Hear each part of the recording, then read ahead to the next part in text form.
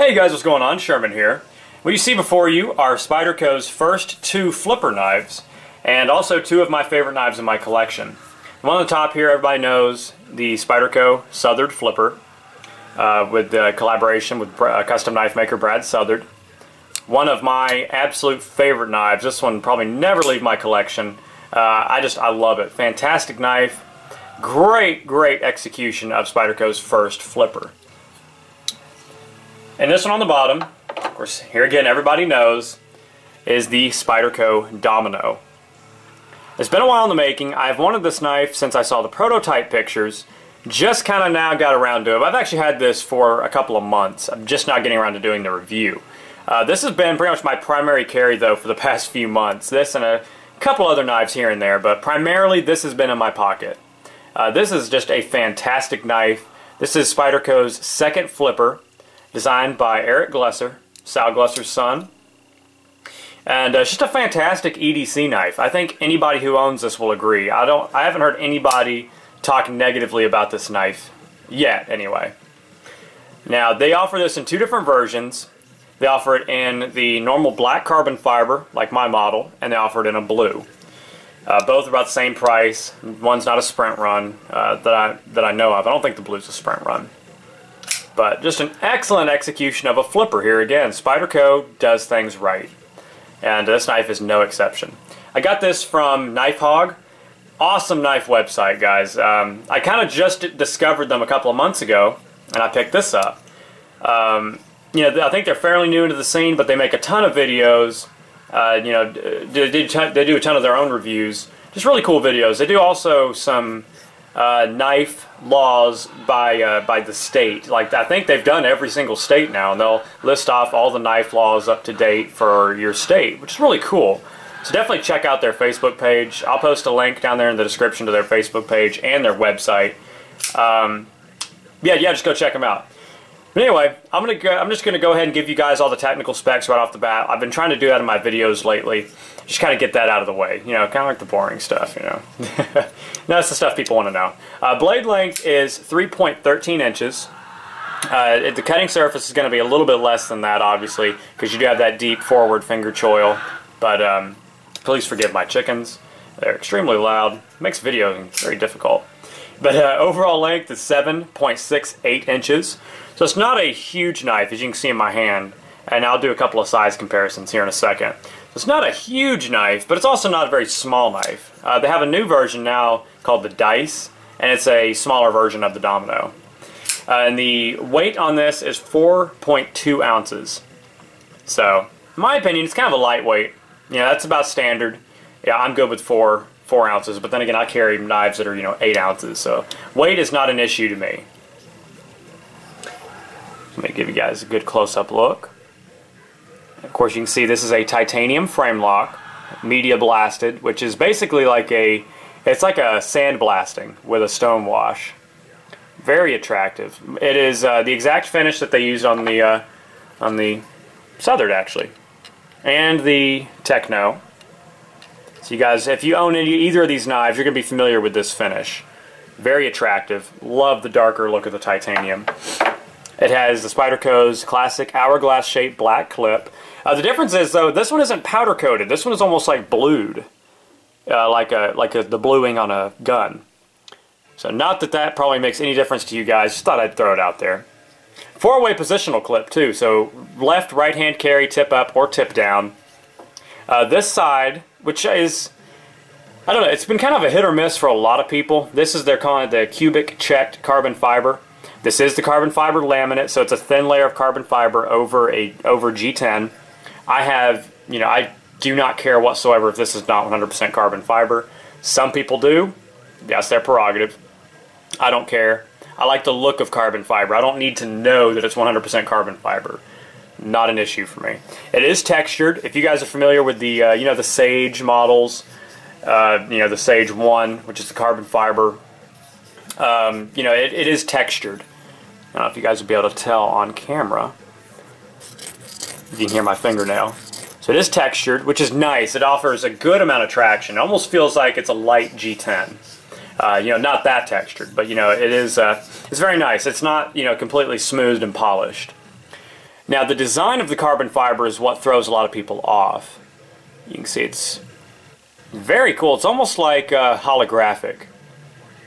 It does not come off in camera as it does in person, I'll tell you guys that. That's what threw me off about this knife. In pictures, it looks kind of cheesy, in my opinion. In pictures and in videos, but in person, the carbon fiber has much more of a 3D appearance. And I don't think it's really coming off in the camera that much. But it is beautiful in person. Now, would I prefer a standard carbon fiber, like on the Sage? Yeah, probably. It's just a standard weave carbon fiber. But you know what it is? It is different. There's no other carbon fiber I've seen that's just like this. So it's different, it's cool looking, you know, take it or leave it. They do make replacement scales for these. You know, people do make them. So the hardware on this, you have 3 standoffs, which are big and beefy, good for customizing. Huge screws, which I like. I like big hardware on knives. I just think it looks attractive.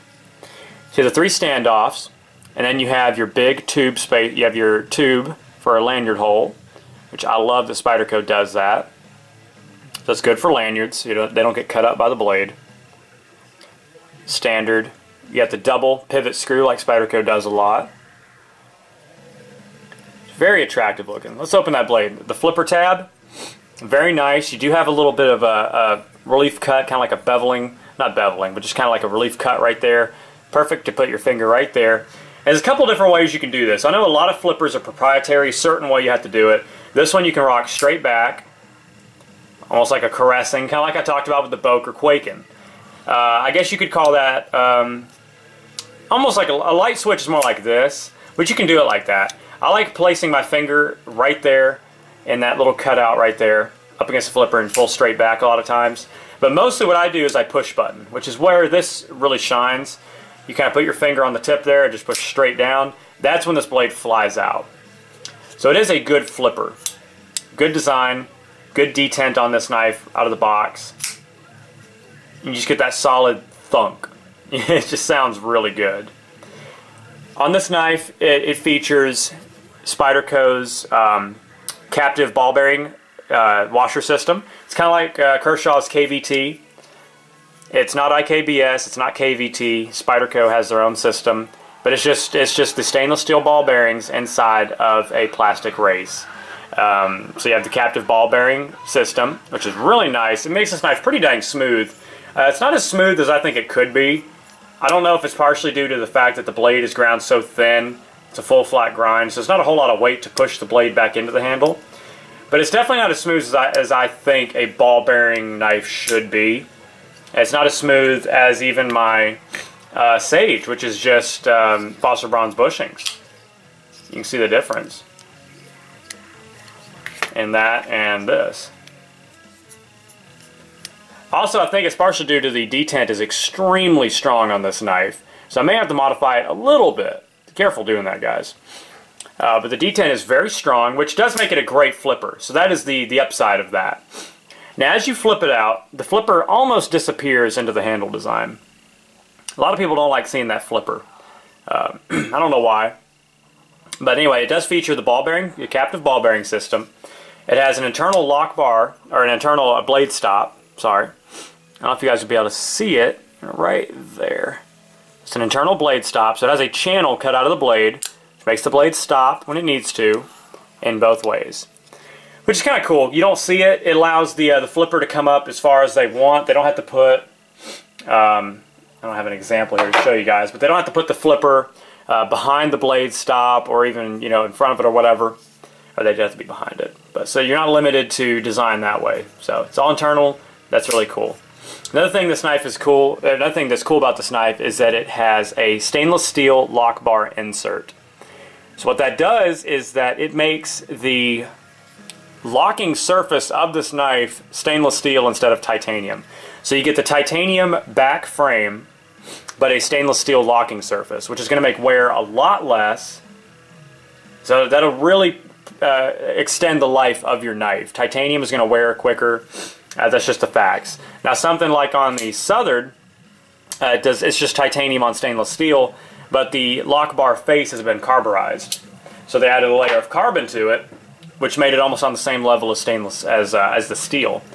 But anyway, it has a lock bar insert. You can see it has 2 screws in there. Or, yeah, 2 screws set in there. It has a little bit of jimping to give your thumb something to grab onto, which is nice. So I love that. It also acts as an over travel stop. You can see the little stainless steel piece right there. So you can't extend the lock bar out farther than that. That's a good look at that lock face.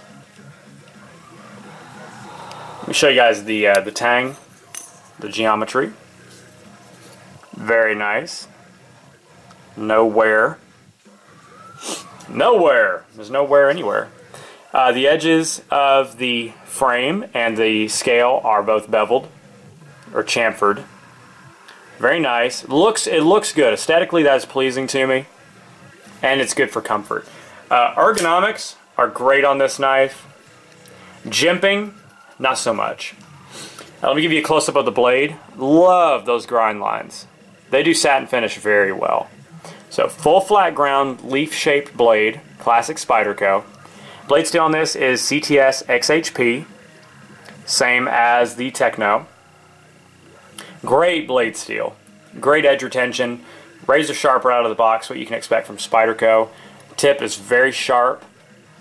This is made in Taichung, Taiwan, as you can see by the blade. There's Eric Glesser's logo right there up top. So, like most Taichung made Spyderco knives, it's just incredible quality. I think the Taichung, Taiwan made Spydercos are better than a lot of the American made ones. So, just saying, like I said, full flat ground blade. Love the finish. The jimping, it's weird. All the Taichung made Spydercos have terrible jimping. So, I mean, it's just non-functional whatsoever. It is too close together to make a difference. And it's not deep, as you guys can probably see. So it's not deep at all. So your thumb just kind of glides across it. You do have a forward finger choil, which I like. Allows you to really choke up on that blade to get a nice controlled cutting. I like the leaf shape because it's pretty much perfectly symmetrical. So you have a lot of belly, thin ground blade. You guys can probably see. So thin blade, like I said, it's full flat ground. So you have a really, really thin cutting edge, which is going to make this very sharp. It's going to have good edge retention because of the blade steel. But like I said, it's going to make it a really good slicer. So ergonomics are terrific. It's thick enough to be hand filling. Not too big. It's not too small. Really choke up on that blade. It makes it a great EDC knife. And with the 4-way positional pocket clip, it's just perfect for carrying for pretty much anybody. Just a very simple knife. You can, unlike the Southard though, it's easy to get to the Spyderco opening hole.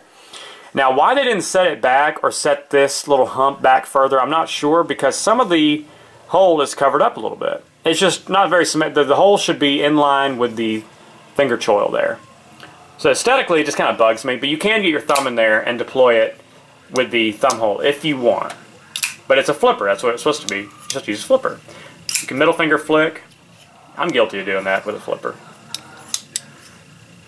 Like I said, the D10 is very strong.